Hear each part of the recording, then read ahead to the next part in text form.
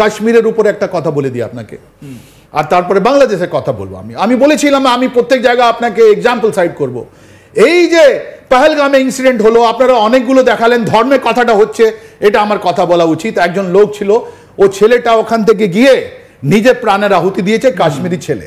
এরকমই জিনিস ছিল 1947 একজন লোক ছিলেন মকবুল শেরওয়ানি। 1947 উনি কি করলেন, আপনাদের পাকিস্তানে যে থেকে ইন্ট্রুডার যারা এসেছিল ওদেরকে মিসগাইড করলেন, রাইট? আর ওরা ওদেরকে শ্রীনগর পৌঁছতে দেননি। আমাদের শিখ রেজিমেন্ট ওখানে গেল, এয়ারলিফটেড হলো, তারপরে সিচুয়েশনটা ধাপে ধাপে ওকে মেরে বারামুলায় রাস্তায় ওকে টেঙে দিল, ওকে করে দিল। আজকে ওখানে মকবুল শেরওয়ানি একটা চৌক আছে, আর আমরা ওকে বলি he is our real hero, Maqbool Sherwani, Kashmir.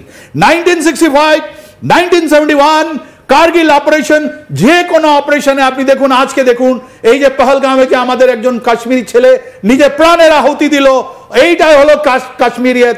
ওরা আমাদের ভারতের সঙ্গে আছে, এটা আমি আপনাকে বারবার বলতে চাইছি। এইটা পুরো বিশ্ব দেখছে যে কাশ্মীরের লোক আমাদের সঙ্গে আছে। তাহলে এটা নাম্বার 1। নাম্বার 2, আপনি বললেন এটা দেখুন, পাকিস্তান যখন কিছু করতে চায়, আপনি তো বললেন ওরা ইনফিল্ট্রেট কি করে করলো, এটা ইনফিল্ট্রেশন ইজ অসম্ভব। আপনি যদি IC 814 99-এ যেটা আমাদের হাওয়াই জাহাজটা কান্দারে গেছিল, ওটা কোথেকে গেছিল? ওটা কাঠমান্ডু থেকে গেছিল। আব্দুল আরশদ চিমা, উনি পাকিস্তান এমবাসি একটা ISI অপারেটিভ, উনি হাতিয়ার দিয়েছিলেন, উনি সব জিনিস করেছিলেন, ওনাকে পরে পার্সোনাল আনগাটা করেছিল, রাইট? এই আব্দুল আরশদ চিমা এখনো জিন্দা আছেন। আমি বলবো NSA কে कि এরকম লোককে আর দুনিয়াতে থাকা উচিত নেই, 6 ফিট নিচে যেতে হবে, রাইট? তো এই উনি যখন কাকে কাকে এ করার জন্য রিলিজ করা, মাসু আশর কে ওদের টেরিস্ট যেটা আমাদের কাশ্মীরে ছিল, ওকে রিলিজ করার জন্য ওরা মাটি ইস্তেমাল করেছে আপনার কোথাকার কাঠমান্ডু। এই যে 7-8 জন লোক আছে যারা আমাদের পহেলগামে গেছে, এরা ওয়েস্টার্ন বর্ডার থেকে আসেনি, এদের রুট ছিল আপনার আগে কাঠমান্ডু, এখন রুট আছে ঢাকা।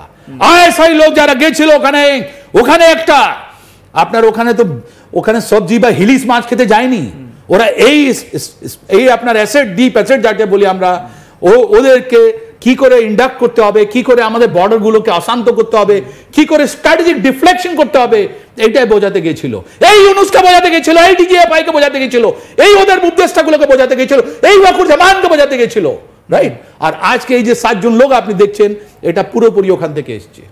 এরা ওখান থেকে ইনফিল্ট্রেট আমাদের বাংলাদেশ ইন্ডিয়া বর্ডার যেটা পুরোপুরি পোরাস আছে, ওখান থেকে ঢুকেছে। না, এই ইনফিল্ট্রেশনটা কোথা থেকে হয়েছে? ইনফিল্ট্রেশন ফ্রম বাংলাদেশ থেকে। অ্যাবসলিউটলি, এখন কোনো ভিসা নেই, ওরা ওখানে এসছে, ওখান থেকে এইদিকে এসছে। 100% আপনাকে বলছি, বাংলাদেশ এই পহেলগাম যেটা কাণ্ড হয়েছে ওর মধ্যে ওরা ISI সঙ্গে মিলেমিশে এটা কাজটা করেছে। ওরা তো আমাদের একটা পাকিস্তান ইন্ডিয়া একটা ক্রিকেট ম্যাচ হলে ওরা তো খুশি মানায়।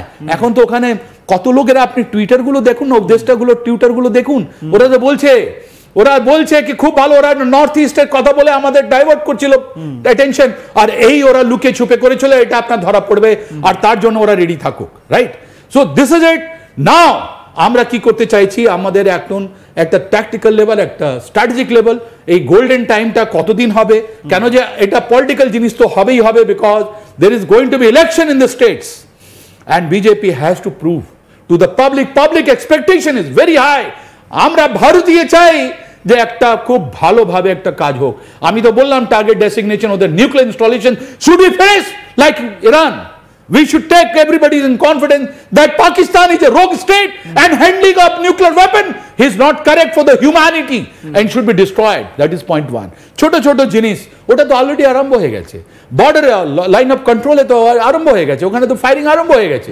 এর মধ্যে ওর মধ্যে কোনো প্রাইম মিনিস্টারের কোনো দখল দরকার নেই, ওটা তো এখন দেওয়া হয়েছে কি ইন্ডিয়ান ফোর্সেস উইল রেসপন্ড।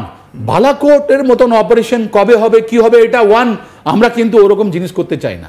আমরা চাই ভারতীয় লোক আপনার মাধ্যমে আমরা বলতে চাই, আমরা একটা বড় জিনিস বলতে চাই যে এটা নিউক্লিয়ার ইনস্টলেশন ফিনিশ করো। তারপরে আমরা চাই এটা বুঝো কাছে একটা আফগানিস্তানের একটা ম্যাচ হয়, যার মানে মানুষের মুন্ডু নিয়ে খেলা হয়। আমরা চাই এই আসিম মালিক DGFI মাদা, আমরা চাই যে কাশ্মীরে বা অন্য জায়গা আমরা এই বুজোকাশিটা খেলবো। আমরা ওই বুজোকাশির জন্য যারা ইনভলভ আছেন আজকে কালকে ওরা ধরা পড়বে, because technical intelligence is too good. তখন আমরা চাই যে ওই বুজোকাশি নিয়ে আমরাও খেলবো কি ভাই দেখো, this is the price you will pay. We don't want Pakistan to be destroyed, We wanted them to stay with us. We wanted them to as a brother and sisters of Pakistan. But look at this, what happened. 5-10 people who are there. The Prime Minister is responsible. He himself is a lame duck because উনি জানেন ওনার সরকার যদি army চালাচ্ছে তাহলে উনি বাইরে বেরোলে আপনি জানেন ইলেকশনটা কি রকম রিগ করেছে Pakistan army, right? So this Pakistan Army, the two officers, that is the Chief of Army Staff of Pakistan Army and DJSI must go and they must pay price for this, right? ওদেরকে টানা হোক, ওদেরকে international court of জাস্টিসে আনা হোক, Pakistan has to be strangulated. We must deny them all the facility which is going in and out of the Pakistan. This is the, and people of Pakistan must judge K Pakistan army এতদিন 1947 থেকে আজ পর্যন্ত ওদের কি service দিয়েছে, এই সার্ভিসের কারণে ওদের কি কন্ডিশন আছে এটা ওদেরকে বলা উচিত। আর এই যে পাকিস্তান নিজেকে বিক্রি করে দিল হাইয়েস্ট ডেট, ওরা পয়সা নিতে চায়না থেকে বেশি ভাগ আপনার ইন্টারেস্ট দিচ্ছে, এই CPAC should be abolished from the Pakistan and China has to pay price for this through Pakistan because they have done it. If they have done it, sir এখানে এই জায়গা থেকে আমার একটা, আপনি চায়নার কথা তুললেন, আমার এখানেই একটা প্রশ্ন উঠছে যে এটা কি কোথাও কি মনে হচ্ছে যে এটা একটা ছোট ঘটনা অন্য একটা বড় ঘটনার থেকে মোড় ঘোরানোর জন্য বা দৃষ্টি ঘোরানোর জন্য পেহেলগামে এরকম একটা ঘটনা হলো, আরো কোনো বড় প্ল্যানিং হয়তো আছে? দেখুন এটা তো ইনভেস্টিগেশনের পর জানা যাবে। আজকে অ্যাট দ্য মোমেন্ট আমাদের কাছে যা উঠেছে, আমরা যা দেখতে পেরেছি, আমাদের কাছে যে ডটস আমরা কানেক্ট করতে পেরেছি, ওর মধ্যে অনেকগুলো আপনাদেরও আমি জানি আপনাদের মাথায় অনেকগুলো লোক আছে। People have also said that why মাননীয় প্রধানমন্ত্রী আপনার ওখানে যাননি কেন, উনি কেন ক্যান্সেল করলেন, all this thing. The people will be, I assure you that American vice president who is there in our soil, উনি আছেন, উনি আমাদের সঙ্গে টেকনিক্যাল ইন্টেলিজেন্স ডেফিনেটলি শেয়ার করবেন।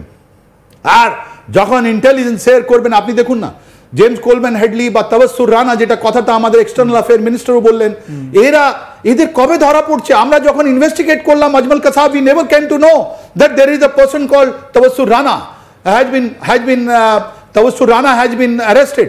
তো এটা টাইম লাগবে, আপনাকে টাইম দিতে হবে আমাদেরকে। আমার ঠিক এই জায়গা থেকে একটা প্রশ্ন আপনার কাছে, সেটা হচ্ছে গিয়ে এখন এই ঘটনার পর প্রত্যেকে আলোচনা করছেন যে ইন্টেলিজেন্স ফেলিয়ার। আমার আপনাকে প্রশ্ন স্পেসিফিক ভাবে, এটা ইন্টেলিজেন্স ফেলিয়ার নাকি ইনফরমেশন ছিল, ইন্টেল ছিল, তা সত্ত্বেও সেটাকে নজরআন্দাজ করা হয়েছে? অদ্ভুত সওয়াল করেছেন আপনি, অদ্ভুত। এটা দেখুন দুটো জিনিস আছে, ইনফরমেশন এন্ড ইন্টেলিজেন্স। ইনফরমেশন যেটা হয় ওটা প্রসেস করার পর ইন্টেলিজেন্স হয়। ইনফরমেশন আছে অ্যাটাক হবে, কোথায় হবে, কবে হবে, কী রকম হবে আমরা জানি না। একজন সোলজারকে 15 আগস্ট 26 জানুয়ারি এরকমই বলা হতো যে এবার অ্যাটাক হবে, ও বেচারা দাঁড়িয়ে আছে, ও জানে না কোত্থেকে অ্যাটাক হবে, বাঁ দিকে, উপর থেকে, বাঁ দিকে, নাচ দিকে। কিন্তু এখন intelligence is very specific. Let's be accepted কি we did not have any intelligence. We did not have any intelligence, and that intelligence system which we have seen inadequacy যেটা আমরা দেখলাম, যার মধ্যে আমরা দেখলাম এটা 99-এ কার্গিল ওয়ারে,